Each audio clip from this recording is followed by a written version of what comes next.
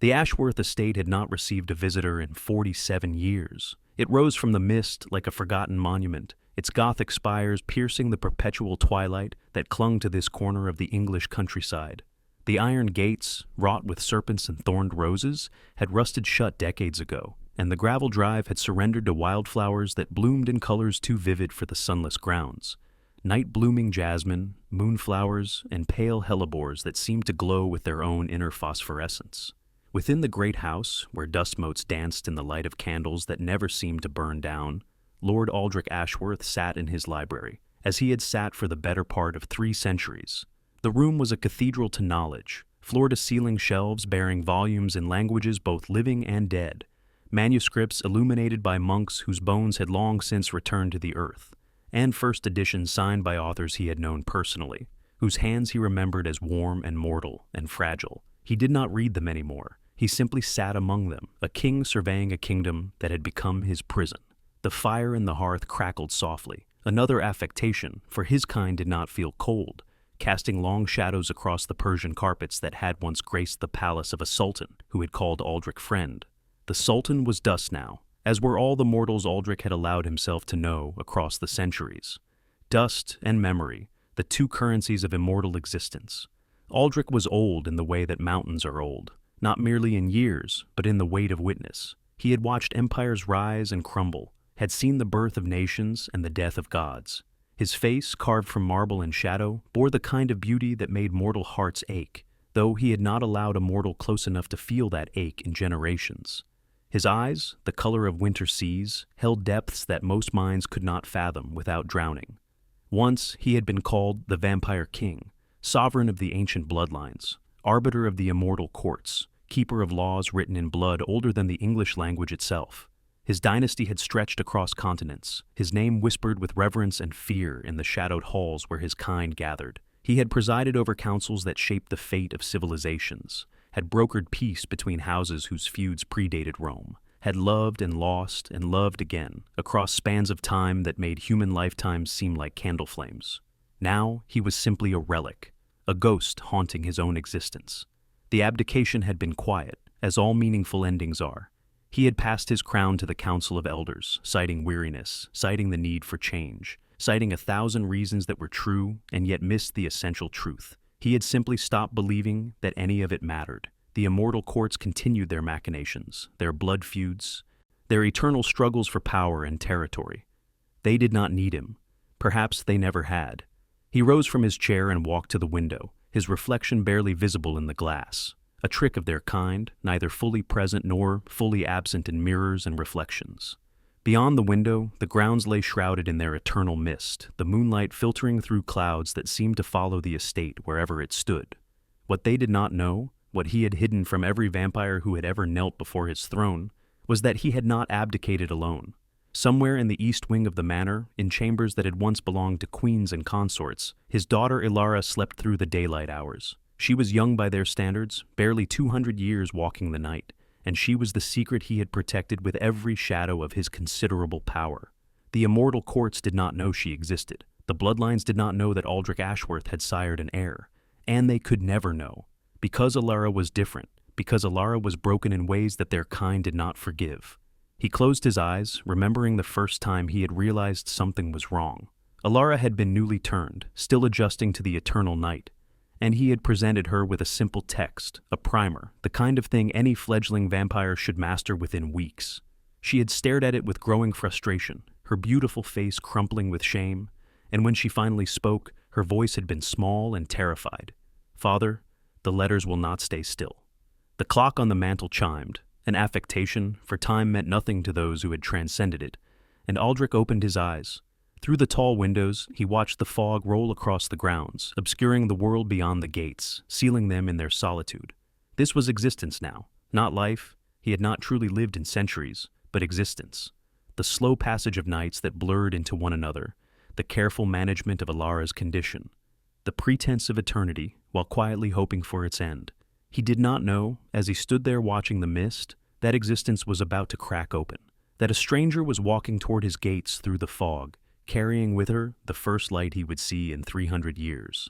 Margaret Chen had been teaching for 15 years, and she had never once encountered a student she could not reach. This was not arrogance. She was far too practical for arrogance, but rather a simple truth born of experience and an almost supernatural patience. She had worked with children who could not speak and taught them to sing. She had taken teenagers who had been written off by every system meant to help them and guided them into universities, into careers, into lives they had never imagined possible. Her gift, if it could be called that, was an ability to see the person beneath the struggle, to find the door that others had and missed. At 43, Margaret had accumulated the kind of quiet wisdom that came from sitting with other people's pain and helping them transform it into something bearable. Her own life had been marked by its share of struggles. A father who had left when she was young, a mother whose illness had consumed the family's savings, a series of relationships that had faltered under the weight of her dedication to her work. She did not regret these things. They had made her who she was, a woman who understood that brokenness was not the opposite of wholeness, but often the path to it. The letter had arrived 3 weeks ago, written on paper so fine it felt like touching history. The handwriting was elegant, archaic, the kind of penmanship they no longer taught in schools. It had requested her services as a private tutor for a young woman with unique educational challenges, offering compensation that had made Margaret's eyes widen and her practical heart skip with suspicion. She had accepted anyway, partly because the money would allow her to finally pay off her mother's medical debts, partly because the letter had carried an undertone of desperation that she recognized, the desperation of someone who had tried everything else and found it wanting. Now, standing before the rusted gates of Ashworth Manor, her sensible shoes damp with dew, and her breath fogging in the unnaturally cold air, Margaret wondered if she had finally encountered a door she could not open. The gates swung inward at her approach, though she had seen no one touch them. The gravel crunched beneath her feet as she walked the long drive, surrounded by flowers that had no business blooming in October, past fountains where stone angels wept into basins of still water. The manor loomed larger with each step, its windows dark, its presence pressing against her like a physical weight. She should have been afraid. Later, she would marvel at the fact that she was not. Perhaps it was because she had spent her career walking into fear, into homes where children had been abused, into schools where hope had died, into the quiet desperation of families who had given up.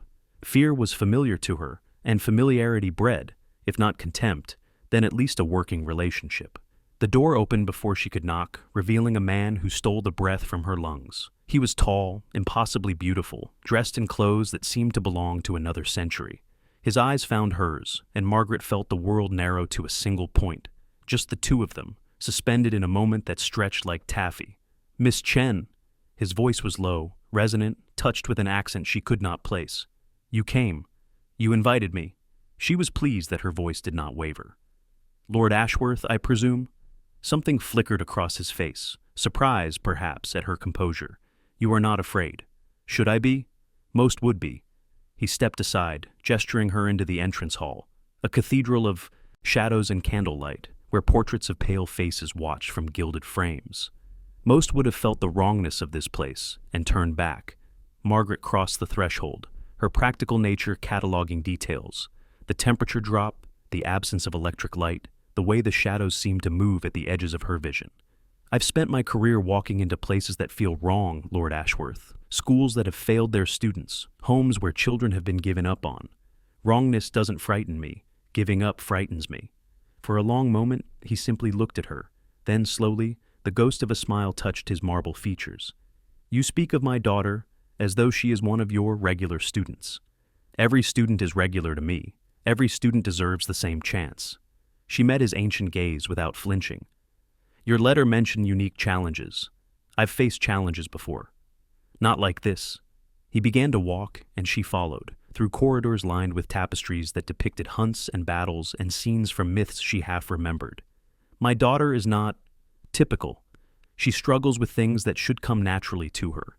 She cannot read with any fluency. She cannot retain information in the way others do. Her mind works differently, and in our world—" He paused, choosing his words. "In certain worlds, difference is not tolerated. It is seen as weakness, as shame." "Dyslexia," Margaret said softly, "or something similar. Processing differences. They're not weaknesses, Lord Ashworth. They're simply different ways of thinking."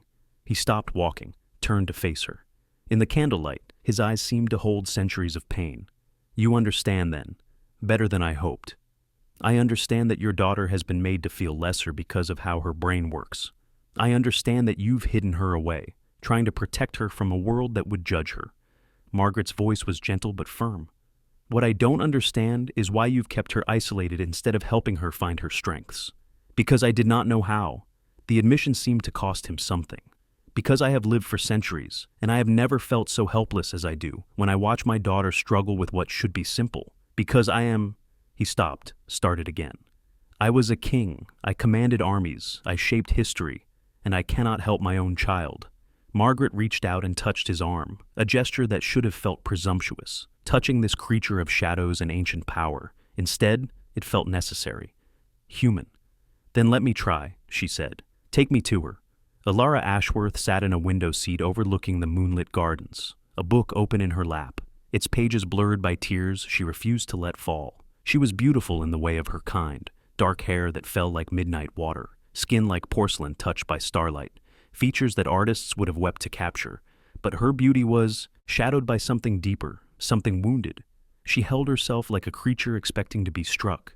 The room around her was a museum of abandoned hopes, half-finished canvases stacked against the walls, their images rich with color and emotion, but unsigned and unfinished. Musical instruments gathered dust in corners, a violin her father had given her in 1847, a piano that had once belonged to a composer whose name was now synonymous with genius. She could play them all by ear, could reproduce any melody she had ever heard with perfect fidelity, but she could not read the sheet music that would have allowed her to learn new pieces. "Alara," her father's voice came from the doorway. "There is someone I wish you to meet." She didn't turn. "Another doctor? Another specialist who will look at me like I am broken and tell you there is nothing to be done?" "A teacher." Margaret stepped into the room, taking in the space. The books that lined the walls, clearly unread despite their presence. The half-finished paintings that showed genuine talent abandoned in frustration. The musical instruments gathering dust. "My name is Margaret Chen. Your father tells me you're struggling with reading." Alara finally turned. Her eyes, the same winter sea blue as her father's, were sharp with defensive anger. "Struggling is a kind word for it. The letters move. They dance and shift and refuse to hold still. I have tried for 200 years to make them behave, and they will not." Margaret did not react to the impossible number. She simply nodded, pulling a chair close to the window seat and sitting down as though this were any tutoring session, as though she met immortal creatures in Gothic manners every day. 200 years using the same methods that don't work. That must be exhausting. Something shifted in Alara's expression, a crack in the defensive wall. "You believe me. Why wouldn't I?" "Because—" Alara gestured at herself, at the room, at the impossible reality of her existence. "Because we are what we are. Because your kind fears us, and rightly so. Because I am a monster who cannot even read a children's book."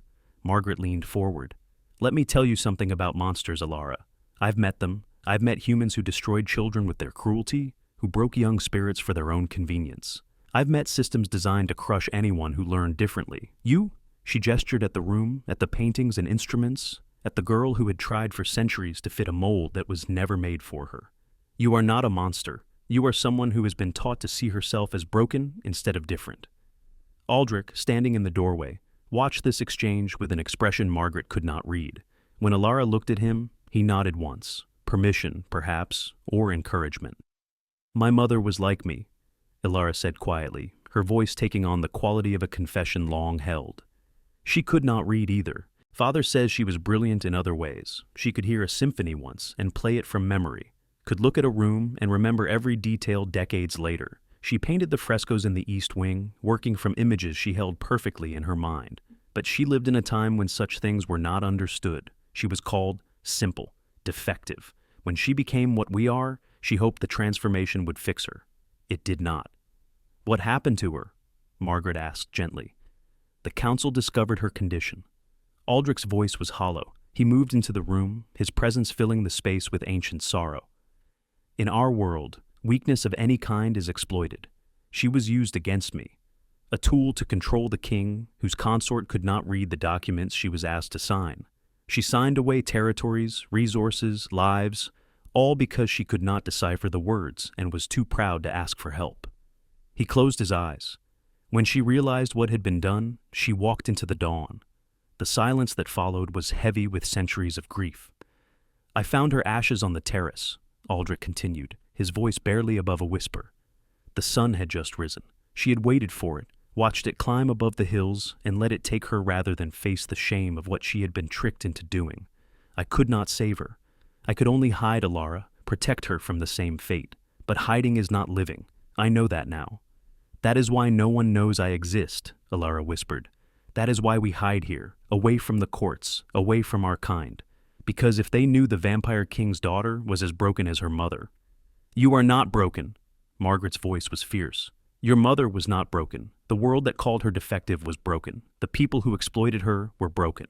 She took Alara's cold hands in her warm ones. Your brain works differently. It sees patterns others miss. It processes the world in ways that traditional methods can't capture. We just need to find the methods that work for you. You speak as though it is simple. Simple? No. But possible? Yes. Margaret squeezed her hands. I've taught children who were told they would never read. I've taught teenagers who had given up on themselves. If you give me a chance, if you trust me enough to try, I believe we can find a way. Alara looked at her father. Something passed between them. A communication that required no words, the kind of understanding that came from centuries of shared solitude. Very well, she said finally. I will try. But when you fail, as all the others have failed? If I fail, Margaret corrected gently. And if I do, it will not be for lack of trying. Now. She released Alara's hands and pulled a notebook from her bag. Tell me about your paintings. Tell me how you see the world. The lessons began the next evening, and they continued through the winter. Margaret moved into the manor, a practical decision that had nothing to do with the way the outside world had begun to feel thin and distant, like a dream she was slowly forgetting. She converted one of the empty parlors into a classroom, filling it with colored overlays and textured letters, with audiobooks and visual aids, with every tool she had accumulated in 15 years of reaching the unreachable. And slowly, impossibly, Alara began to bloom. It was not magic, though in that house of shadows and ancient power, magic would not have surprised her. It was simply patience, adaptation, the willingness to throw away everything she thought she knew and meet Alara where she was. They learned that Alara processed better through movement, so lessons happened while walking the moonlit gardens. They discovered that she could understand complex texts if they were read aloud, her extraordinary memory capturing every word. They found that color-coded systems made the dancing letters hold still, that tactile methods let her feel the shapes of words in ways her eyes could not capture.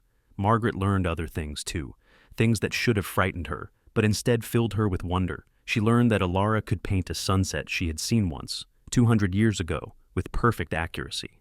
She learned that the young vampire could hear a piece of music and reproduce it flawlessly, adding her own interpretations that moved Margaret to tears. She learned that what the world called disability was often just a different kind of ability, waiting to be recognized. The first time Alara read a complete paragraph without help, she wept. The second time, she laughed, a sound that echoed through the manor like the return of something long lost. Aldrich watched it all from the periphery, this gradual resurrection of his daughter. He began joining their evening walks, listening as Margaret explained her methods, as Alara demonstrated her progress. In those quiet hours, something began to shift in him as well, the ice that had encased his heart for centuries beginning to crack. Margaret knew she should have been frightened. She knew what they were. She had seen Aldrich's eyes flash red when a hunting owl had brought its prey too close to the manor, had noticed the way neither of them ever ate in her presence, had understood the implications of the darkened windows and nocturnal schedules. But fear, she was discovering, was a choice. And she was choosing something else. She was choosing to see them as they were, lonely, wounded, desperate for connection, not monsters, just different. It was on a night in late February when the snow lay thick on the grounds and Alara was reading aloud from Jane Eyre with only occasional stumbles that the threat announced itself. The knock at the gate was like thunder. Aldrich went still, a predator's stillness, absolute and terrible. "Take her," he said to Margaret, his voice carrying command that brooked no argument. "Take her to the east wing. Do not come out until I send for you." "Father," Alara's face had gone pale, her newly found confidence crumbling. "Go!" It was not a request. Margaret took Alara's hand and led her through corridors that seemed darker than before, the shadows pressing close. Behind them, she heard the great doors open, heard voices speaking in a language that sounded like shadows given sound. In Alara's chambers, they waited. The young vampire curled into herself, the progress of months seeming to evaporate. Outside, the wind howled as if in sympathy with their fear. "The council," she whispered. "They have found us." "Tell me," Margaret said, keeping her voice calm though her heart raced. "Tell me what we're facing." "The Council of Elders. They govern our kind now that Father has abdicated. They have been searching for me. They knew he had a secret, something he protected. They want to use me as my mother was used, or destroy me, to eliminate any claim to the throne." Alara's hands twisted in her lap. "They are old, Margaret. Old and cruel and patient. They have been waiting for decades, watching this manor, looking for proof, and now they have found it. Then we won't let them use you or destroy you." Alara laughed bitterly. "You don't understand. If they know about my weakness, they will use it against Father. They will say he hid me because I am unfit, because the bloodline is tainted. They will use it to strip him of what little power he retains to—" "Alara!" Margaret gripped her shoulders. "Listen to me. You are not weak. What you have is not a taint. You have spent the last 3 months proving that you can do anything you set your mind to, you just do it differently. If these council members cannot see that, then they are the ones who are limited, not you. Pretty words, they mean nothing in our world. Then perhaps your world needs to change." The door opened.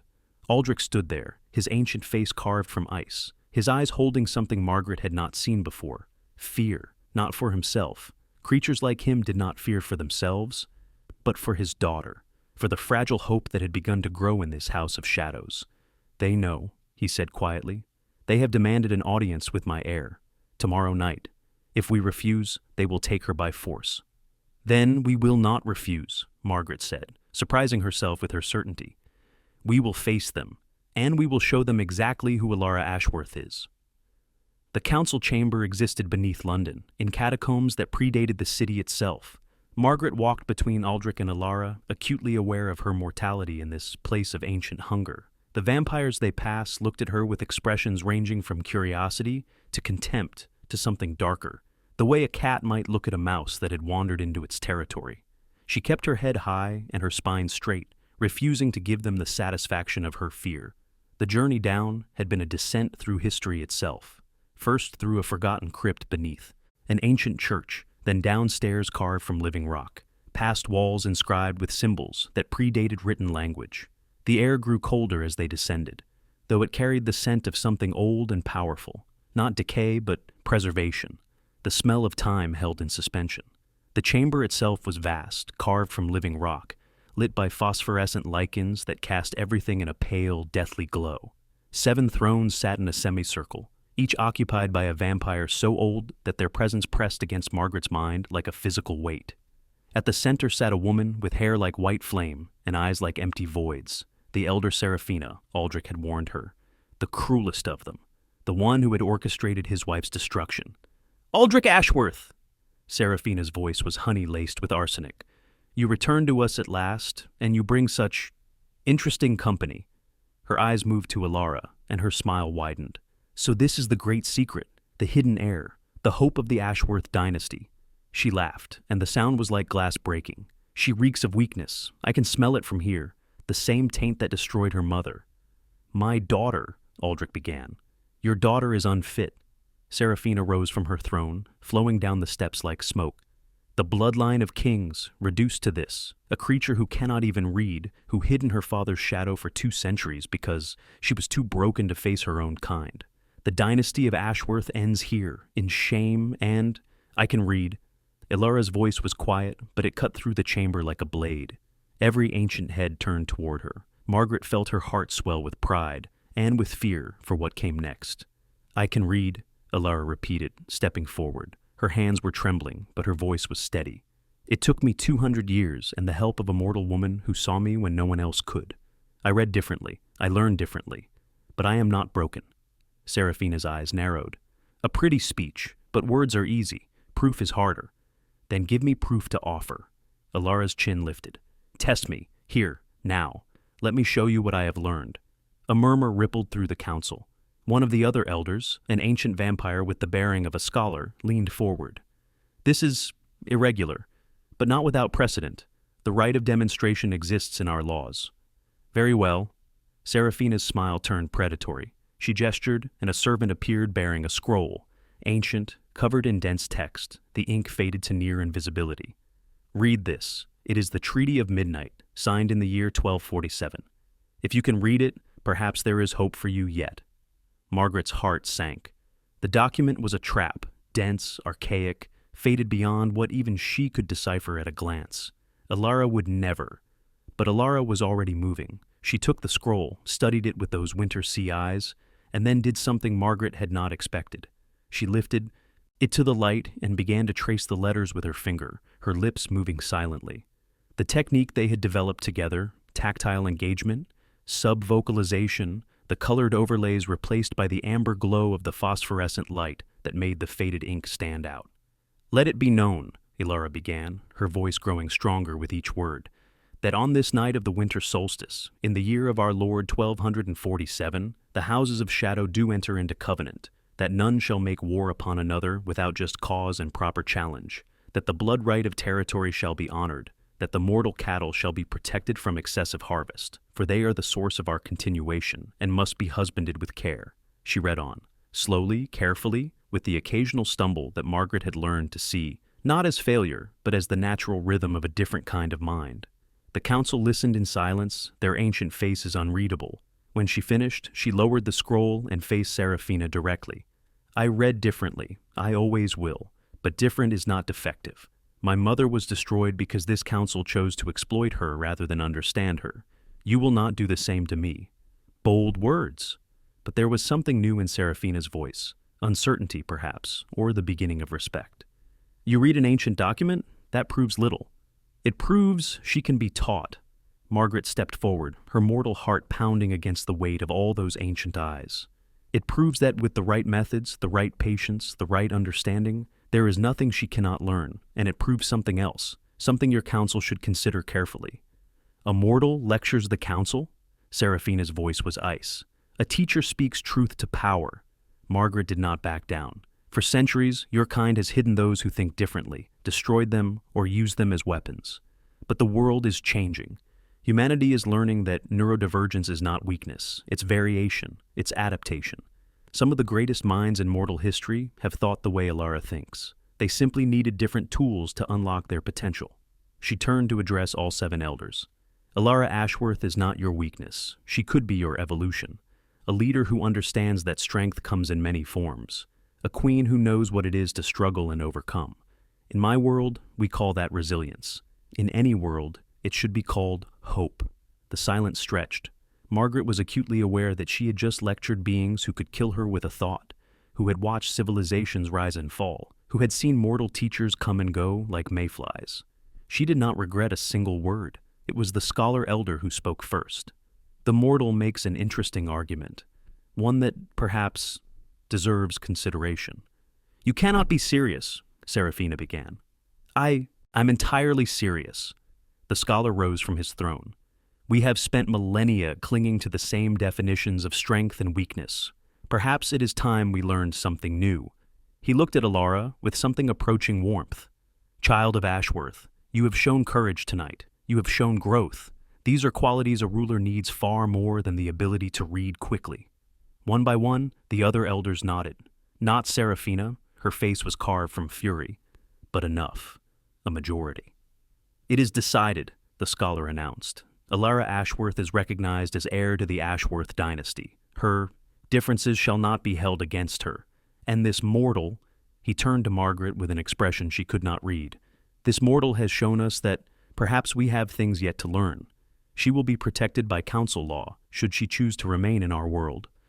Margaret felt Aldrich's hand on her shoulder, cold but gentle. When she looked up at him, she saw something in those ancient eyes that made her breath catch, gratitude, and something deeper, something that looked like the first light of dawn after a very long night. Spring came to Ashworth Manor for the first time in living memory. Not literally, the grounds had always bloomed with their strange nocturnal flowers, but in the way the house felt. The shadows seemed lighter, the silence seemed less oppressive. The dust motes that had danced in perpetual twilight now seemed to sparkle with something approaching hope. Margaret sat in the library that had once been Aldrich's prison, watching Alara read aloud from a book of poetry. The young vampire's voice was confident now, her stumbles few, her joy in the act of reading evident in every line. She had begun writing as well, stories, poems, reflections on her centuries of hidden existence, using voice-to-text tools that Margaret had introduced, technologies that her mother had never lived to see. The manor had changed in other ways too. Visitors came now, other vampires who had heard of the mortal teacher who had changed the Ashworth dynasty. Some came out of curiosity, others out of hope. There were children among them, and adults too, who struggled as Alara had struggled, who had been hidden away by families ashamed of their differences. Margaret taught them all, adapting her methods, finding new doors to open. "I have been half in love with easeful death," Alara read, her voice soft with understanding. "Called him soft names in many amused rhyme, to take into the air my quiet breath." She looked up. Keats understood, didn't he? The seduction of ending, the peace that seems to lie in oblivion. He understood the longing, Margaret agreed, but he also understood that there is beauty worth staying for, worth fighting for. "You have been my beauty worth staying for," Alara said simply. "You and the hope you carried into this house of shadows." Aldrich appeared in the doorway, as he often did now, drawn to the warmth that had begun to fill spaces long cold. He no longer lurked at the periphery. He joined them, participated, allowed himself to be part of something other than solitary grief. "The council has sent word," he said. "They wish Alara to attend the spring convocation, to be formally presented as heir to the dynasty." Alara's face flickered with the ghost of old fear, but it passed quickly. "Then I shall attend, and I shall show them all that the Ashworth line endures." "Not alone," Margaret said. "Never alone again." Aldrich crossed the room to stand beside her chair. "The council also extends an invitation to you, Margaret. They wish to consult with you. It seems word has spread of your methods, your ability to reach those who have been deemed unreachable. There are others in our world who struggle as Alara did, others who have been hidden, protected, confined. You want me to teach them?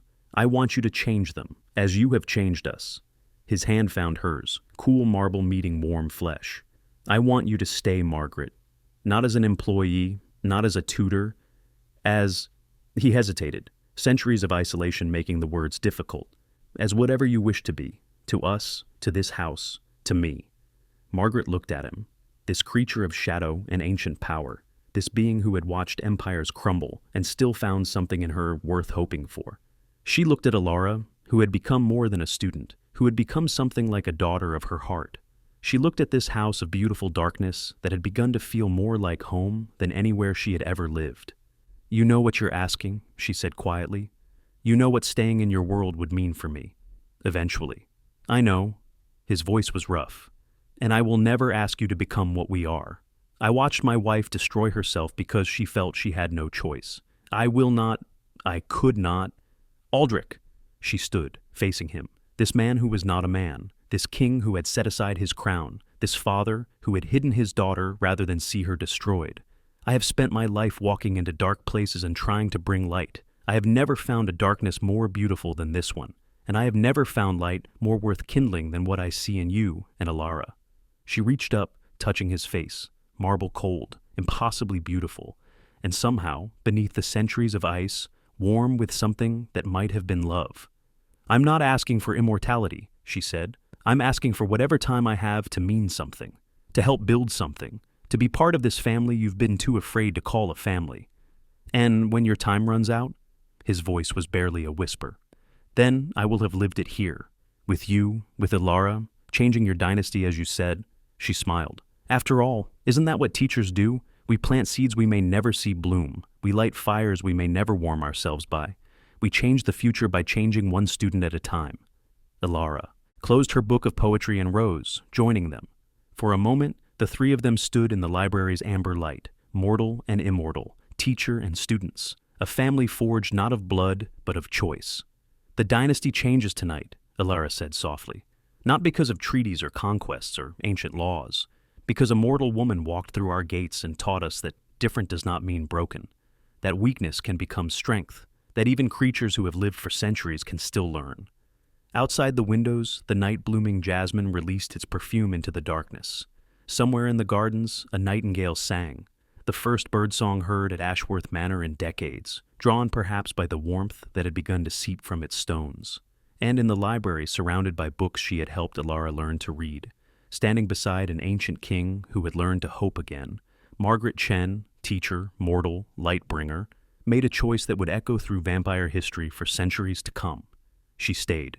Years later, when historians of the shadow world would write of the Ashworth Renaissance, the era when difference became valued instead of feared, when the old cruelties gave way to new understanding, they would trace its origins to this moment, to a mortal teacher who refused to see monsters where others saw only darkness, to a young vampire who refused to be defined by her struggles, to an ancient king who learned that the greatest power was not dominion, but love. The Ashworth dynasty would never be the same. And that, Margaret thought, as Aldrich's cold hand found hers and Alara's arms wrapped around them both, was exactly the point. Some doors, once opened, change everything that lies beyond them. Some teachers do the same. And some nights, the best nights, the ones worth living for, last forever.